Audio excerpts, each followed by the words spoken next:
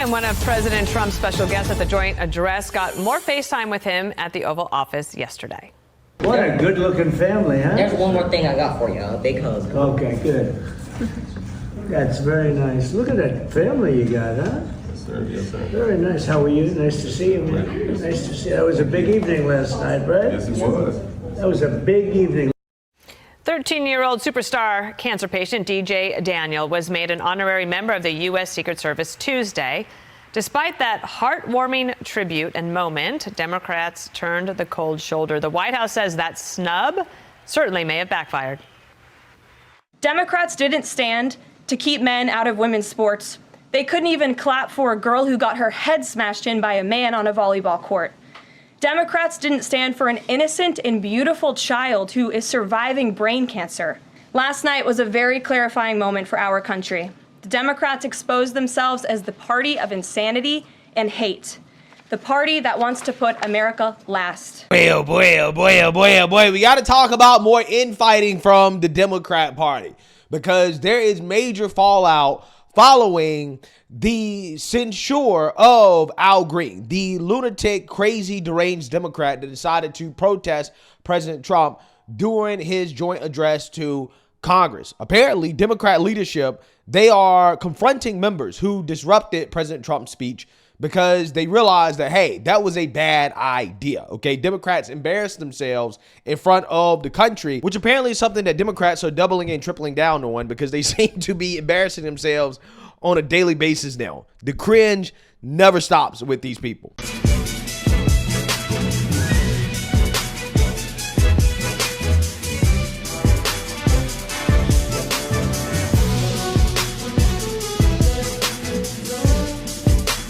And the Democrat leadership, they're currently scolding. They're scolding the individuals that were involved with disrupting the speech.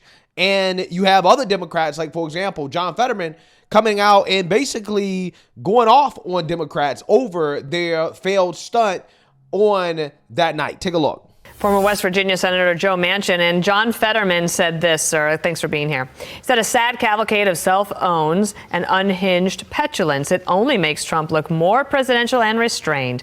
We're becoming the metaphorical car alarms that nobody pays attention to, and it may not be the winning message. I'm going to take that metaphor a step further. When that car alarm's going off, it's really annoying to everybody else. Whose is it? What do you think about it?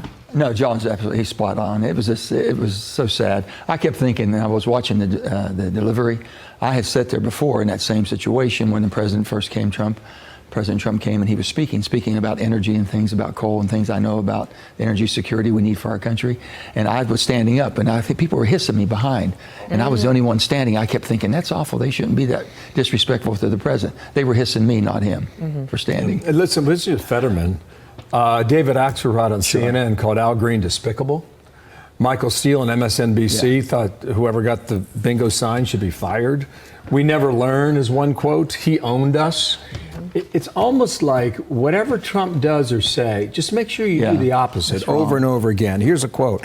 We can't just be the party that barks at Trump. Until we learn that lesson, we're going to lose. He made us look like what we are, blanking buffoons. The biggest thing now, is... you're on the outside now. I am. You have a chance to advise in a more neutral way. Well, who is the leader of this party? Who's giving them direction? Why would they make such a spectacle of something that was not necessary? As far as within the House and the Senate, the leadership is basically Hakeem Jeffries and his team, as far as in the House, and Chuck Schumer and his team, and far in the Senate. As far as a national leader who people are rallying around as former Democrats or Democrats now or independents trying to get their vote, they have to understand the people have spoken. They elect Donald Trump as president. Every red-blooded American should want your president to succeed. Yeah, so you see that, you heard that. And you have Democrats who also joined with Republicans to censure Al Green for his little stunt that he pulled in Congress. Joining me now is Congresswoman Laura Gillen from the state of New York. The Congresswoman is one of the 10 Democrats who voted to censure Congressman Al Green. First time on the Hill, freshman Congresswoman. Thanks for being with us tonight. Thank you, Blake. Glad to be with you tonight. So tell me why you decided. You are one of the 10. Tell me why you decided to do it. Look, there is a certain level of decorum and civility that should be adhered to on the floor. If Democrats want Republicans to adhere to those standards, then we have to make sure our own colleagues adhere to the same standards. This is not unprecedented. Democrats censured Joe Wilson for yelling at President Obama on the floor, and I think that we should hold ourselves to the same standard. And look, the American people have indicated that their approval rating of Congress has never been lower. They want to see us working together and actually getting things done to improve their lives.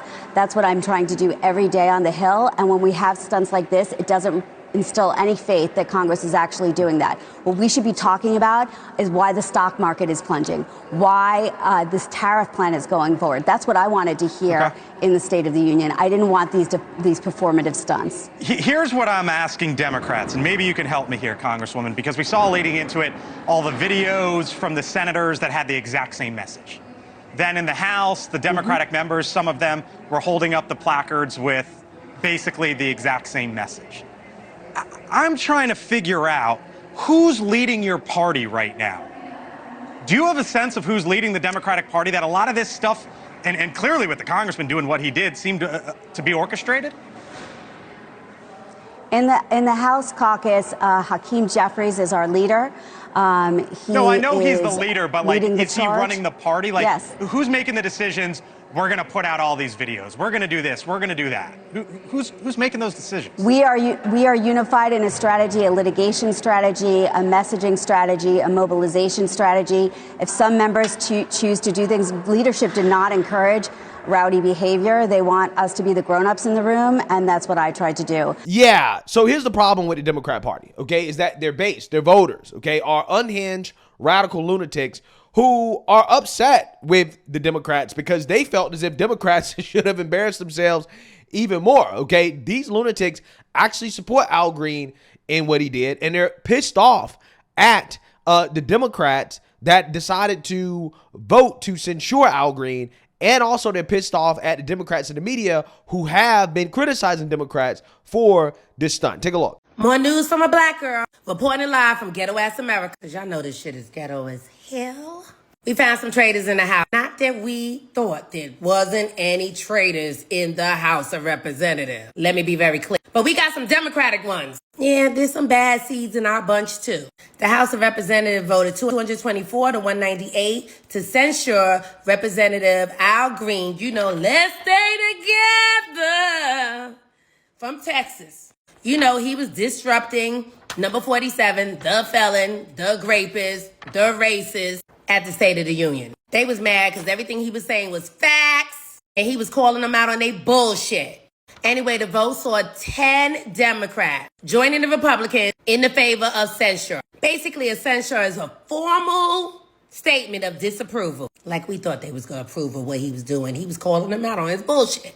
Anyway, here's the traitors. If you see one of these representatives from your states, you know what to do. Handle your business. David Axelrod is full of shit. He has no idea what he's talking about. I actually travel this country. I can guarantee you I speak to far more regular and ordinary people than David Axelrod will speak to an entire year. And what I keep hearing when I travel around this country, they actually want to see people demanding, fighting, sticking up. And when I sit here and watch these folks like, oh no, that's not how they should behave. That's not what's going on. Yet, when the right had the Tea Party protests and the Freedom Caucus, and they were doing all of those things to Obama. And I'm sorry, when Michelle Obama said, you know, when they go low, we go high, I'm like, damn that.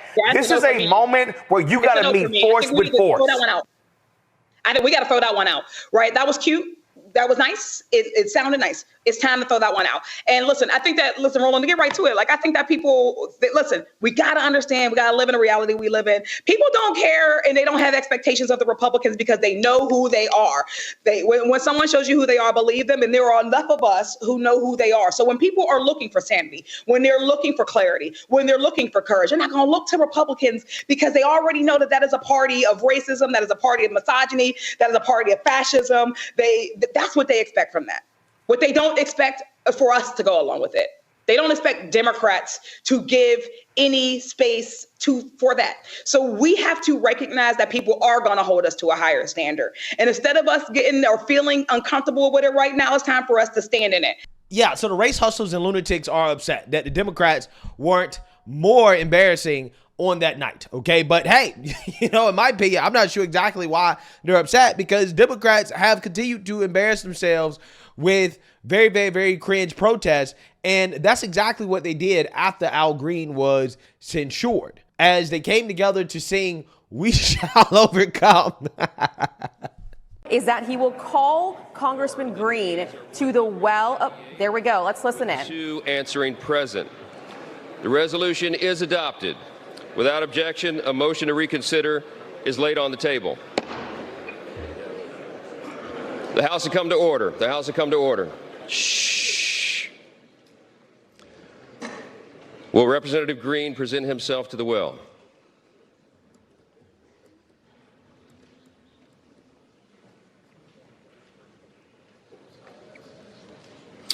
By its adoption of House Resolution 189, the House has resolved that Representative Al Green be censured, that Representative Al Green forthwith present himself in the well of the House of Representatives for the pronouncement of censure, and that Representative Al Green be censured with public reading of this resolution by the Speaker.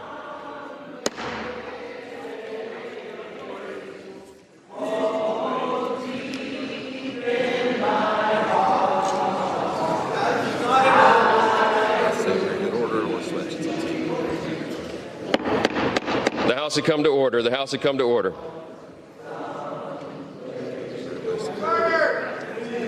What's it? You want to let him keep doing this, or until they clear? The House will come to order. Clear the well, please. Clear the well. The House has to continue its business.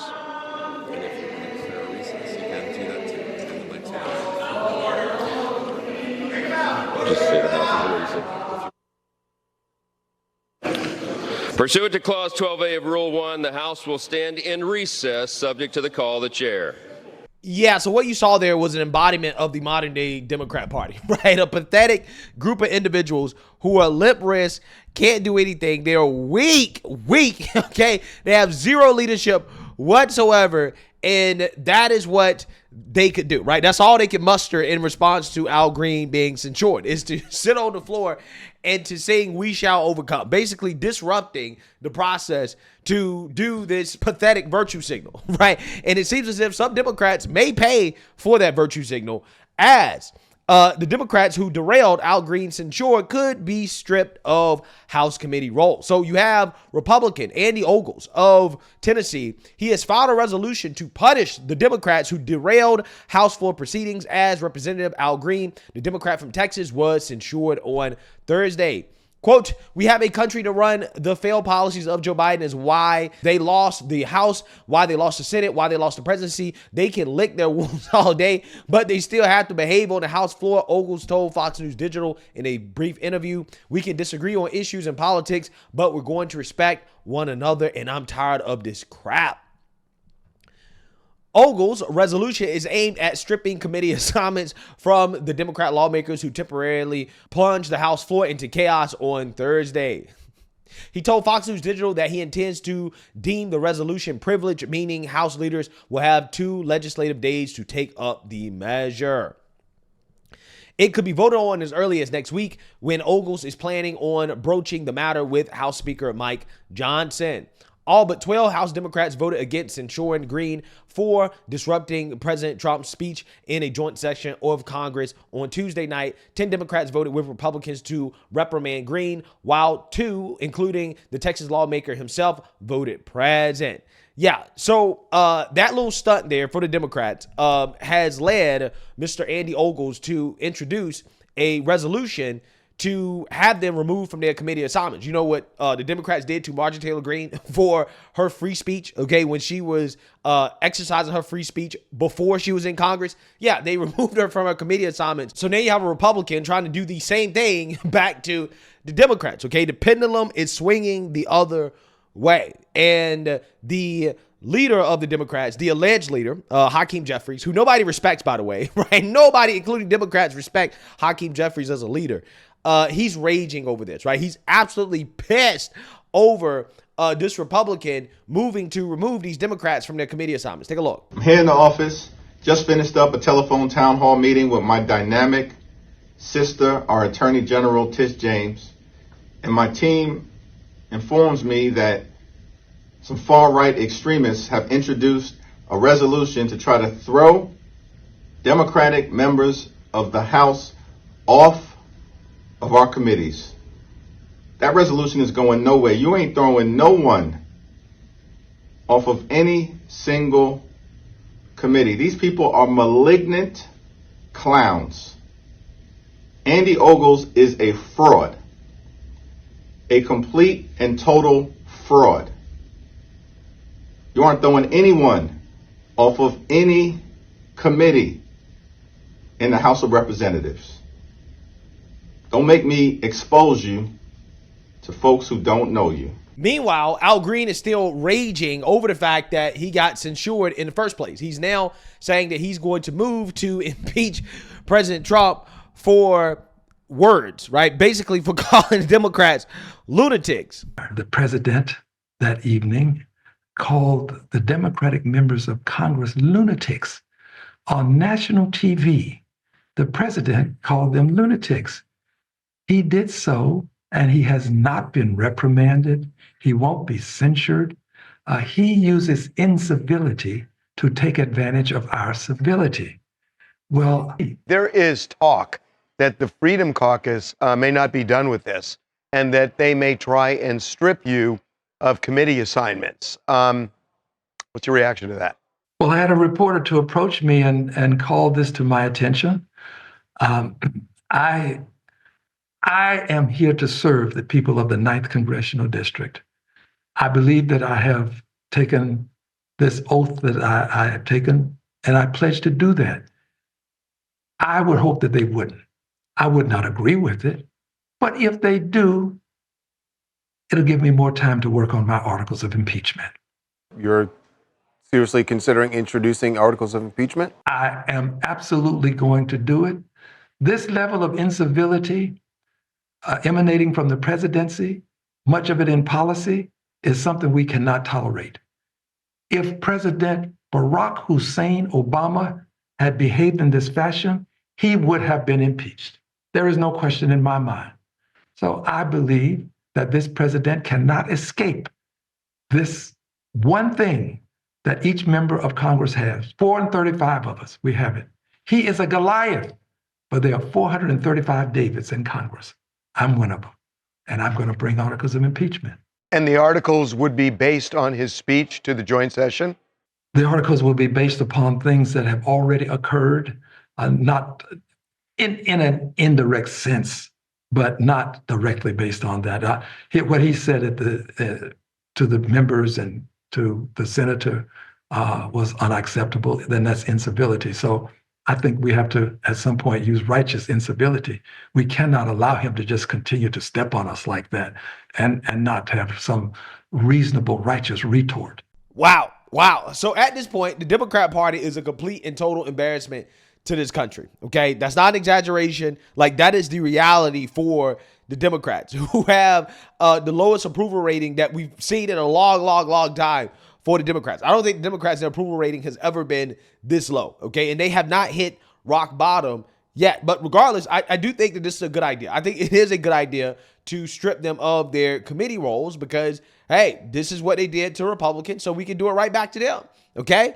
If that's the game they want to play, they should not have opened Pandora's box because they did protest on the House floor, right? They did disrupt what was going on the House floor. And because of that, yeah, they should be punished. Okay. All these cringe protests, yeah, they're going to learn.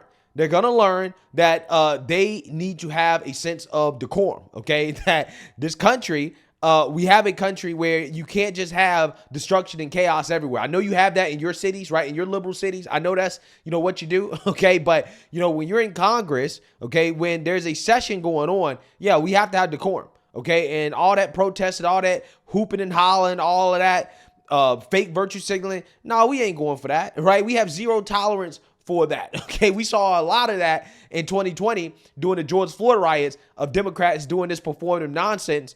And yeah, we're not going for that anymore. Okay, this is a new Republican Party.